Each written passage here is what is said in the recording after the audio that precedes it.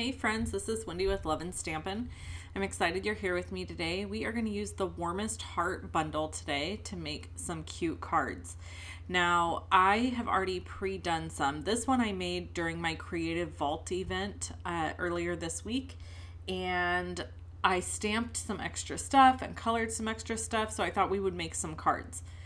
So to start out, I stamped these images in Calypso Coral and Balmy Blue, and I'm basically going to do two cards the same, except I'm going to step one up just to show you the difference, and then we're going to make a third card. So for this first card, I'm going to glue all of these pieces that I've already stamped and die cut out down flat onto my 4 by 5 1/4 cardstock, and I'm using my precision glue press here. And I am going to just glue this down. Now, I just wanted to tell you, this precision glue press is from My Sweet Petunia, and it's $34.99 for the glue press, a bottle of glue, the stand, and an extra bottle that's empty. And what you're seeing here is the extra bottle that's empty. I actually filled it with Tombow Mono Multi-Glue because that's my favorite glue. So I've been using it, and I absolutely love using it this way. So here I'm just gluing each one down. I started with the center one, and I'll be gluing these on each side. And then I'm going to add a sentiment and pop this up on dimensionals.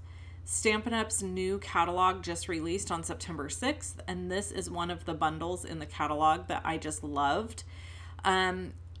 Honestly, I mentioned this in my haul video, but I loved this stamp set or bundle because it reminded me of my grandpa. And every day he would come home from work or working side jobs after he had retired, and he would get out of his old truck and he would come to walk in the house, and I would run out and get his thermos from him. And he had this old Stanley thermos that he would carry. And so it just made me think of him when I saw this. I did have a couple people, like one lady in the vault, when I asked if anyone had gotten this bundle or if they were going to get it, she said, I really think what you're doing is cute, but I'm probably not going to get it because it's just not, I don't have anything to use it for. But to me, it's a really versatile set for fall and winter. I think that you can make some really, really cute cards with this, and I'm going to show you a few ideas today. So to start out, we're popping this panel up on dimensionals, and then we're just going to add a sentiment, and this card will be finished. The reason I wanted to do this today and show you like a a very beginner basic version and then a stepped up version is because I think sometimes stepping up a card is really easy. We just don't think about it that way. So what I mean is sometimes I get caught up in thinking about, well, what should I do to make this card really spectacular? And ultimately, if we just incorporate a couple of techniques in a card, it can really step it up and make it that spectacular card we're looking for. So here I have a strip of Balmy Blue cardstock. Sorry about my head getting in the camera. Just, it's a part of the job, people. It's part of the job. And I stamped it, but it didn't stamp well. My bad. I didn't give enough pressure all the way across. So I stamped it again. And then I'm just going to take my paper snips and I'm going to snip off at each end at an angle. So no need to die cut the sentiment. No need to do anything super crazy extra. We're just going to take a few dimensionals and add it to the card base, or the card front, I should say. And this card will be finished. And it's cute. I totally would give it to somebody. There's nothing wrong with it. It's very simple and sweet. And it just says, you warm my heart. And there's a bunch of thermoses, which are usually hold warm drinks. So I think this card is really cute, and I would give it to somebody, no problem. So to step this card up, I decided we're going to use exactly the same elements. We're just going to do some extra things to them. I'm just cutting this down to 5 1/4, and then I'm going to run this through an embossing folder. By the way, all of the products that I used today will be linked in the description below the video. There's a link that says measurements and supplies. I have had a couple people say they don't understand how to get to the description box. So all you're going to do is, if you're like on your phone, for example, there's an area underneath the video where it has the title. Directly under that is the start of a description, and then it says more. If you tap that more, it's going to expand that box, and it's going to give you all the links that you can find. However, in case you still can't figure that out, because I know technology can be a pain sometimes and everybody's devices are different, you can just go to my blog, www.LUVLY.stampin.com. No G at the end of Stampin. It's just lovinstampin.com. So here I'm going to use a fun technique. So I've embossed that cardstock. Now I'm squeezing this balmy blue ink together, and I'm going to use a water brush to splatter some of this ink in the background. This again is just one more way to add a little bit of texture, interest to your card. So at this point, we will have done two techniques. Technique number one is dry embossing, running your cardstock through an embossing folder. Even if it's just plain white, you don't even have to do anything to it except run it through the folder, and that gives that layer of cardstock some dimension and texture. Here I'm just filling up one of my painting brushes because I didn't have any water in that, and these are water painters that Stampin' Up! Sells. They come in a pack of 3. They're fairly inexpensive. Again, I will link to those. And I'm just going to squeeze my water out onto my palette here, and then collect up that pigment, and then just do some splattering. And I'm keeping this pretty small and basic. I don't want big old giant splatters. I just want soft little splatters in the background. And you can kind of see them here in the video. You can see them better in real life, which is usually the standard with videos like this. You can usually see everything better in real life. The background that I did is, I cannot remember the name of that embossing folder, but it is like a wall. I can't remember, what is it called? Brick wall something. Anyway, it's a really cool textured background. So now instead of gluing my thermoses flat down to the panel, I'm actually going to use Stampin' Dimensionals and pop them up on the panel. And then we are going to add a sentiment, and we are going to add some embellishments, and we're even going to add a little bit of linen thread. So what I do when I am creating is I think about what could I add to this card to step it up a notch. And then when I do that thing and it works well, I think, okay, what else could I do to this card to step it up another notch? And I just continually go through that process in my head until the card is what I want, where I want it to be, I should say. Excuse me. So in this case, I have already added 2 techniques to the card by dry embossing and splattering. I'm adding a third element of dimension by adding dimensionals to the back of the thermoses. So now the thermoses are popped up and they're not just flat, right? And my other ones were flat. So now we've got more dimension. Then we are going to, I think the next thing I do, grab some linen thread, and I'm going to make a little bow, and I'm going to put it on just one of the thermoses. Now, does this make sense from a realistic standpoint? Like, are there bows or twine tied around thermoses? No, probably not. But we're making a cute card. So this adds another aspect of dimension and interest. It's just one more thing for the eye to look at and go, oh, that's cute. So when you're making your cards and you're going through the process, that is something you can think about. What can I do to step this up? Just one thing. And then when you do that one thing, you go, okay, what else could I do to step this up? And then do that thing.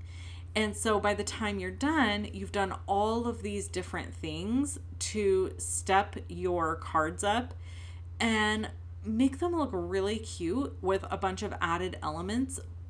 without feeling that overwhelm in the beginning of creating them. I hope that makes sense. And here I'm just deciding which one of these I wanted on, but I decided, okay, the blue one's the odd man out, so I'm going to put it on the blue one. Oh, so excuse me, I have the yawns. It's in the afternoon when I'm recording this. So here is the finished card. Now I added a few rhinestones. I added the sentiment lower and to the left, and you can really see all of that fun dimension and splatter in the background, and look at the difference.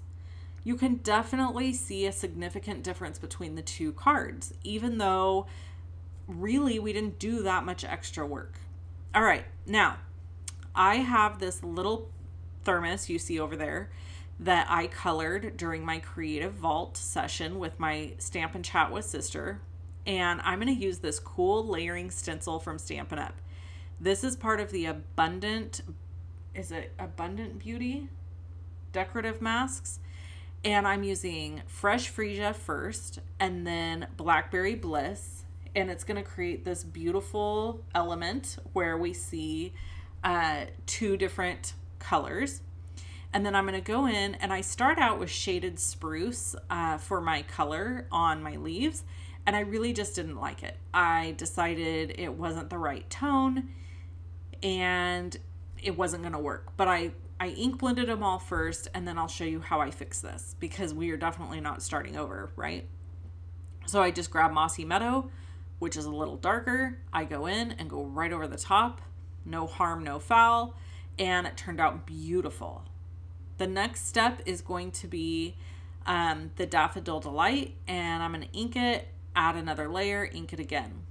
Now, if you'll notice in the top right corner of the stencils, there's a little notch. That lets you know where to line things up. So just so you're aware, and you can even stack these stencils on top of each other if you wanted to. I do not like doing that, but if you needed to, you could. Now, when I got all finished with this, I was going to put this in the middle, and then I thought, I really don't like it. So what I did is I went in with the stencil all the way around and added more flowers. Now, let's talk about this photopolymer mat you see me ink blending on. This is a sticky mat from Altenew, and I'm obsessed. Like, when you want to do ink blending, you don't need any more painter's tape. You don't need any Post-it note tape. You can just ink blend, you guys, and I am here for it. So if you want one of these, I've linked to it below the video, in the comments, in the description where it says supplies and measurements. I've linked there. I do not make a single dime off of you purchasing one of these. I am not an affiliate anyway with Altenew. However, they have a cool product and I really like it. It's awesome. Here I was just trying to figure out if I should add any more leaves, but I decided, nah, it was fine. So then I had to decide, what am I going to do with this panel? First of all, can we talk about how gorgeous this is? It is stunning. And all I could think about in my head is doing these flowers in a beautiful crimson red and making Christmas cards like this. The layering stencils is absolutely a beautiful look. Tons of companies make them. I think this is one of Stampin' Up's first, and I love it. I'm here for it. So I have my little thermos. I decided I'm going to put him down here kind of in the lower right because I didn't really want to cover up that big giant flower in the center. I was having a little struggle with composition, but then I ended up being really happy with it, how it came out. So here, what I'm doing, you're like, why are you obsessing over the thermos? Actually, what I'm doing right here is just trying to make my decision on how I'm going to put this card together. So I was thinking. So sometimes when I'm thinking, I just kind of don't do anything. I just sit there for a minute and look at it. The other tip I have for you is if you're doing something and you're like, I don't know, this isn't working, I don't really like how this looks, then walk away. Just walk away from it and come back later. Come back the next day, 2 hours later, sometimes just 30 minutes later. You can walk back in and be like, oh yeah, I'm going to do this. it is a weird phenomenon. I don't know what it is about our brains that sometimes just need a break, but sometimes our brain just needs a break. So give it the opportunity. Go away from the project, do something else, go cook dinner, read, take a nap, play with your dog or your cat, whatever, and then come back to it. And a lot of times that fixes it. And the answer will be very obvious to you when you come back for the creative, what you need to do next creatively. Okay, so here's a fun technique where you just put a little bit of adhesive on the back of a panel, glue some strips of linen thread going across. It looks like you've wrapped the cardstock with it, but you use way less thread this way, and it actually allows your placement to be a whole lot better. So, story time. Let's get into story time. What's going on in our house? We've got farmer's market. At the time you're watching this, we're doing a farmer's market today, like attending one. Myself, basically. I'm going to go by myself. Well, actually, sister's going to go with me. So that was a lie. Sister's going to go with me. Macy has a horseback riding lesson today. And what else is happening? I feel like something else is... Oh, my friend Jenny's going to come over for dinner. So that'll be fun. And yeah, we're just kind of having a low-key weekend. I think we're going to go shopping at some point for my daughter for a homecoming dress. She has homecoming soon, and so we're going to do that. Yeah, that's about it. Oh, my husband killed a rattlesnake on our back porch. I am telling you, guys, it's like National Geographic over here. First the bobcat, now the rattlesnake. And I was not home when it happened. And he informed me later that Skeeter, my heart dog, what that means is that, like, we're super bonded.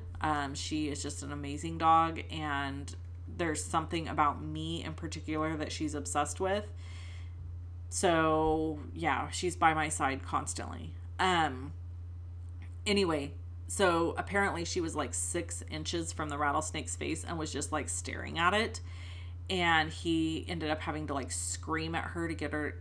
So Skeeters are very sensitive. So if you yell at her, she'll just go run and lay in her kennel.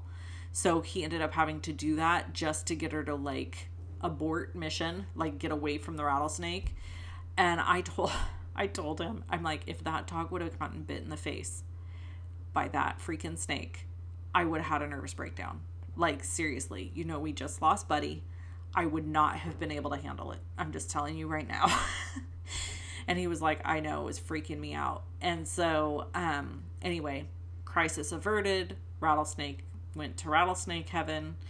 And, yeah, it's very wildlife over here. Good Lord.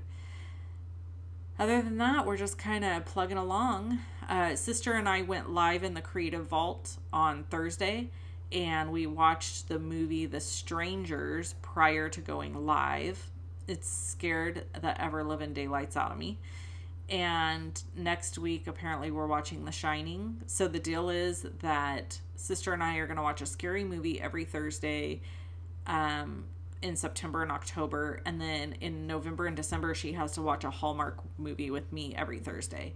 So she hates Hallmark movies. I hate scary movies. So apparently we've decided we're going to torture each other. I'm not sure why. But whatever. So here I just added a cute little bow on that twine and a sentiment, and this card just going to need a little bit of layering and it will be finished. And I'm going to show you all 4 cards at the very end. So anyways, we also had the funniest thing happen during the Creative Vault live session on Thursday. My mom called, and when she called, we put her on speakerphone without telling her, and it was fantastic. And so if you are not subscribed to the Creative Vault, it is a membership site that I have created. It's $14.95 a month. We have card classes in there. So, for example, this month there's a Halloween trick-or-treat class. 3D projects. There's a scrapbooking class. There is going to be a coloring class. It's not in there yet, but it will be. And every week I release something new. And then me and sister are going live in the Creative Vault 2 times a month.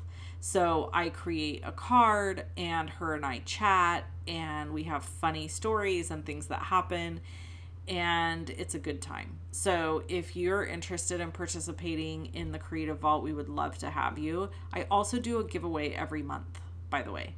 So I just pick random people in the Creative Vault who are paid members, and I send them free gifts. And like last month I sent bundles. I think this month I'm going to send take your pick tools. I try to choose like anywhere between 7 and 10 winners. So yeah, it's fun. I think you would love it and you should definitely join. There is a link below the video. How many times can I say that in a video? So there's the finished card. How cute is that? Isn't it just happy and cute? I love the colors, and yeah, it came together great. So here are my other ones that we made together. So we've got the stepped up one, and then we have the one that's more simple. And then I have this one that I made in the Creative Vault. And you can see me color both of those in the Creative Vault and stamp all of these in the Creative Vault. The thing is about the Creative Vault, everything stays there, so you can get content all the way back to February. Thanks for hanging out with me, and I hope you have an amazing rest of your day, and I will catch you in the next video. Ta-ta for now.